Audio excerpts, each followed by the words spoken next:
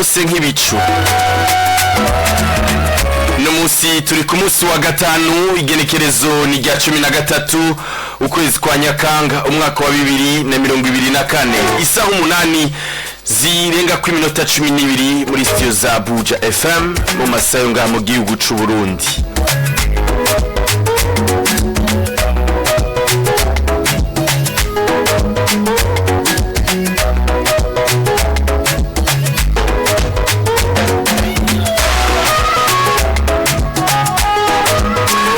Aho mungagara hariya kwa Marango aho kumpene baba manisi radio bariko baratwumviriza kino kiganiro Hit Connection bagikunda bwabara abariko baratukurikira bari mu miduga itandukanye. Ndabashimire cyane, ndabakengurukira, ndabaramusa, ndabahanikazi. Abariko baratwumviriza bari muhira mu rugo baruhutse, kumbure uri kuratwumviriza uri kurafungura, ndakwifurize akayabagu keza. Hariya mu Gasekebuye kwa Gedeon Umuco Salon baratwumva neza 87.6 isaha 8 agashinga ntibakurako, ndetse na hariya Nyabugete hariya kwa Nzovu.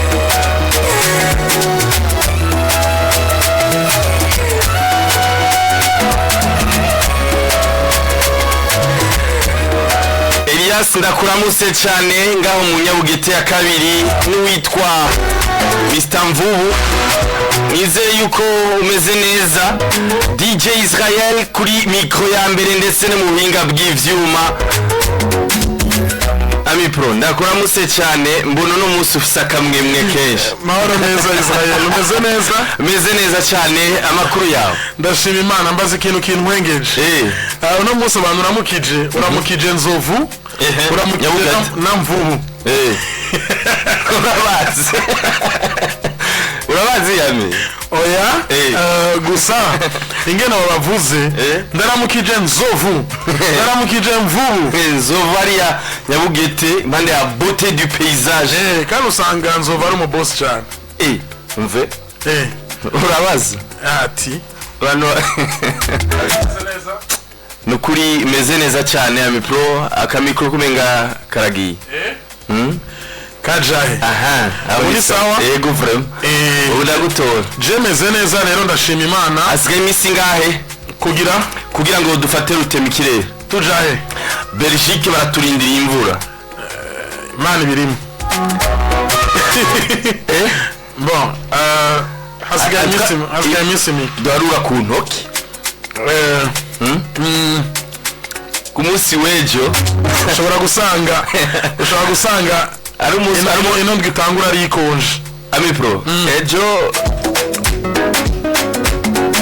umaze tumva utameze neza mu mubiri, naravuze nti imisuhuko myinshi kuri Ami Pro de MC, twararonse amapere menshi, harimo n'umupapa yadutelefone atubwira ati umva nari kuri deba y'aba artiste bacu baba diaspora.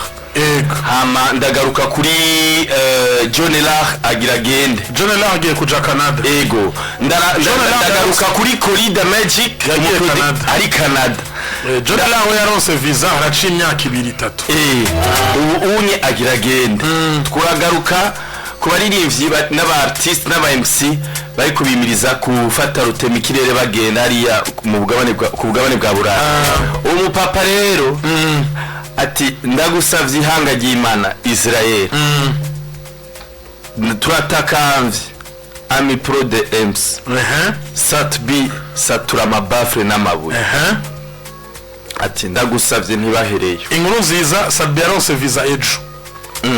Ejo mu masaha yo mu gatondo niyo Bizimana Abubakar Karum Satbi yaronka visa. Ariko Satbi afise ukwizera man, ijya confidence.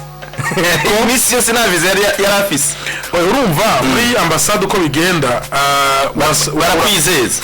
oya urakora ikintu bita ni process urasaba d'abord rendez-vous online hamaze gusaba rendez-vous baca bakubwira ryari uzokora interview hama bakubwiye iyo date ucugenda ukadepoza ibikenewe hama ugakora interview hama ukarindira bakakubwira yuko byanse canke vyakunze no kuvuga hari igihe ugira interview bikanga bakagusubiza passport ni benshi bama bazisubije hari n'igihe mugenda reka ndaguye basinye kariro ka hafi jege ngenda gukora interview nasanze abantu barenga ico gihe twagiye gukora interview turi abantu barenga nka 50 na ariko mu bantu 50 na n'abantu bane baronse visa uratahura ico kintu ibintu vya visa ni migisha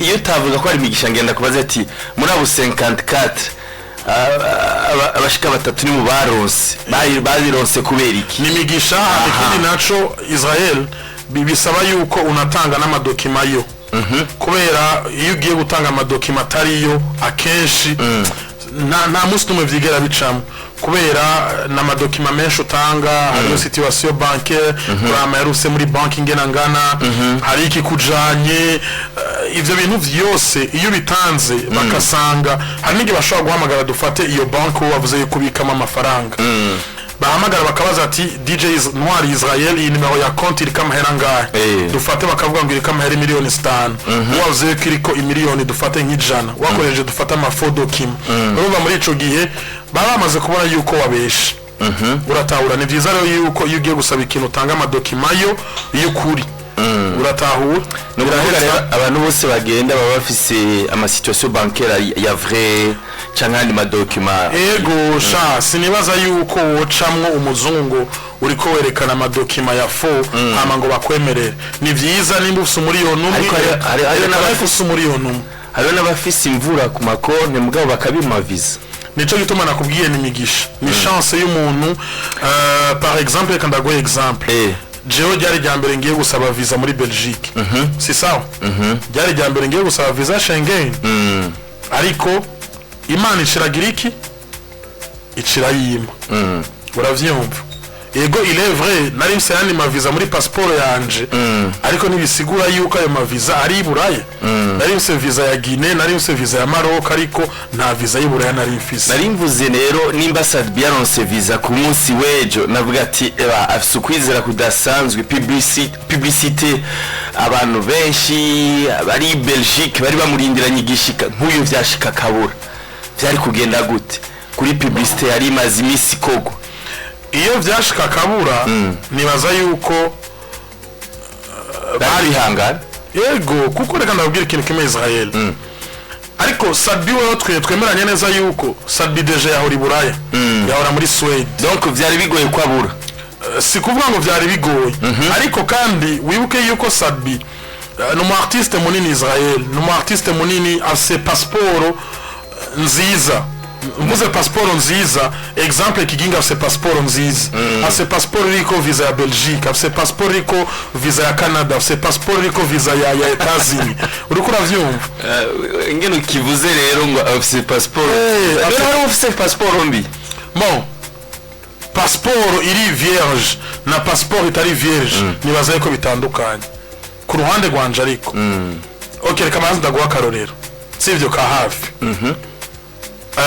uzorabe kenshi hari abantu no munsi usanga ku kibuga c'indege ni chaque semaine ya mahari umuntu nguya kenshi usanga abantu bose bahajya baramaze kugira iki kumumenya hari n'igihaza ugasanga hazgera umwanya muto kugira ngo bashobore kugara kuko muri checking hari umwanya baguha iyo utevye barugara akenshi hari gihe usanga rero wewe bacha bamuvuga uyu ni wa muntu yama yaje ngaha misi yose uratahura rero ni vyiza rero yuko iyo ugiye gusaba dokima utanga amadokima y'ukuri none niteguye gute ubu ni sawa wewe wari uyifise visa wari uyiryamanye n'amahoro menshi Sadbi arayironse mbega manager wiwe gute ndavuga can't rama video mbega ntazomuherekeza canke azogenda ari wenyene ku ruhande rwanyu mubona mu Bubirigi show izo imeze gute bon icambere nuko twemeranye aba artiste baronse abantu benshi gushika ino saha ni Double J na Kiriku nibo bamaze kuronka abantu benshi gose muri Blue Bruxelles.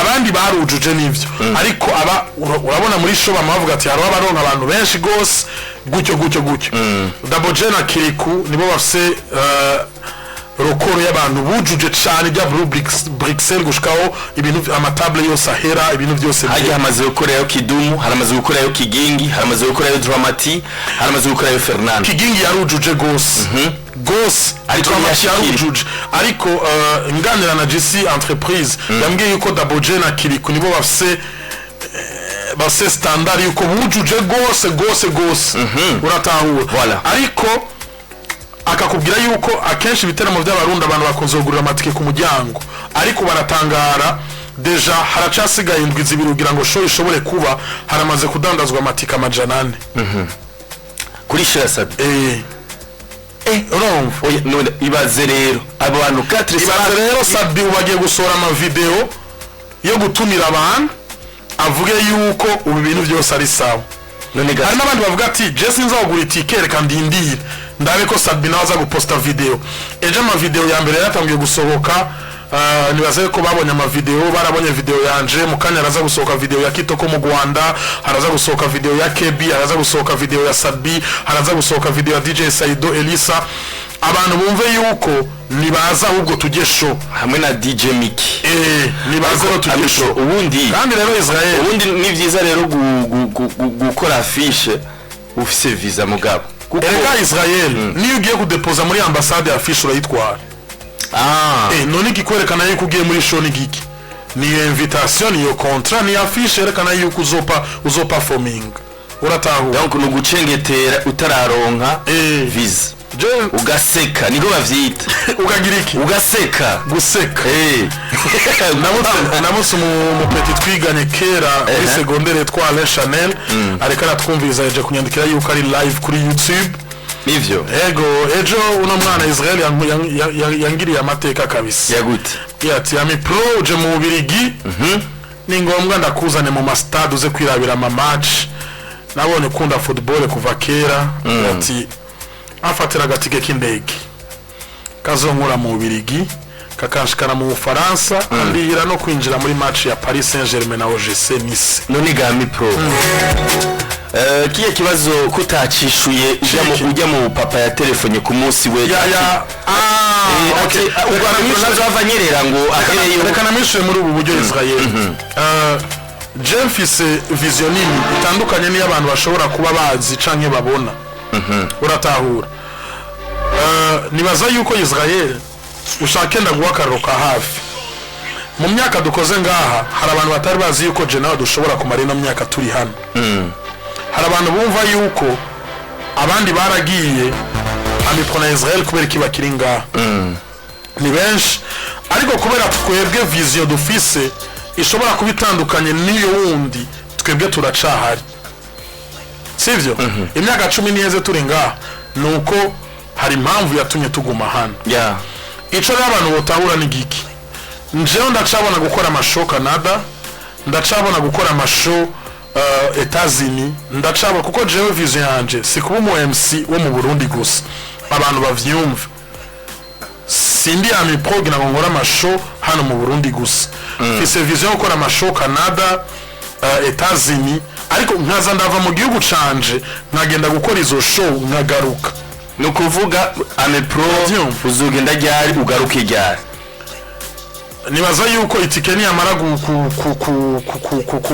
kuza nzokubwira ryari ngenda kuboneka ho kuboneka ni nakanyi sasa sivyo hama tuzobabwira ryari tuzogenda ryari tuzogaruka kandi ikindi kintu naco abantu bumve yuko kuzumara y'ukwezi n'ubundi jengiye muri tour izo maro kwezi yamangaruke muravyumva gusa no kubwira abantu bumve yuko nta munsi n'umwe batazonyumva ngaha nibaza yuko ujya mu papa François yamaze kuvyuba n'umukunzi wa hit connection cyane. Erega abantu bibaza yuko ngo kumva Amipro canke Israel ni kuba yicaye hano gusa. Oya, ariko ari kuri debati akanyoni kataguruse ni kamenye ubwenge kandi kugenda kurahura ubwenge si bibi, ariko kurondera n'ubwo buryo ukaza kuinvestisa mu gihugu cyawe naco nyene nikindi ciza gusumba. Nico yarabikuye ko ati kuko abartiste benshi tuko turababona bariko baragenda kandi iyo bagiye benshi ntibagaruka de ariko uyu muntu yarabeshe ko bose baragaruka. Et voilà n'abagenda yo gukorerayo ati usanga wa murindi wo gukora bari hano mu Burundi mu gukora umuziki atari kwa kundi nyene. Bon, nibaza yuko Israel nicaki navuga umuntu wese agira vision. Nibazo kubesha umuntu wese agira vision kandi vision yiwe niyo imushikana kure. Hari umuntu yandikiye ngo sha ngo naranifuje ko dusangira ka Amstel kabisa inde no mufana nawe nzi Israel none kubereka abantu batabazi yuko je nshobora kuba n'inzoka. Oye gusangira ari terme avuze usanga ari terme, ariko azi yuko nabantu bake batemera yuko jewe nta n'inzoka. Bon, sinzi impamvu ngene kubera kuri stage umuntu aba yasaze abantu bamayibaza yuko umuntu aja muri vibe peut-être yanyoye, ariko hajya ba artiste batani inzoga ninde ni B-Face ni wewe ni jewe ni Kigingi ni ati ni benshi bref Israel ni benshi kwiyumvira ku mana ni benshi kweli.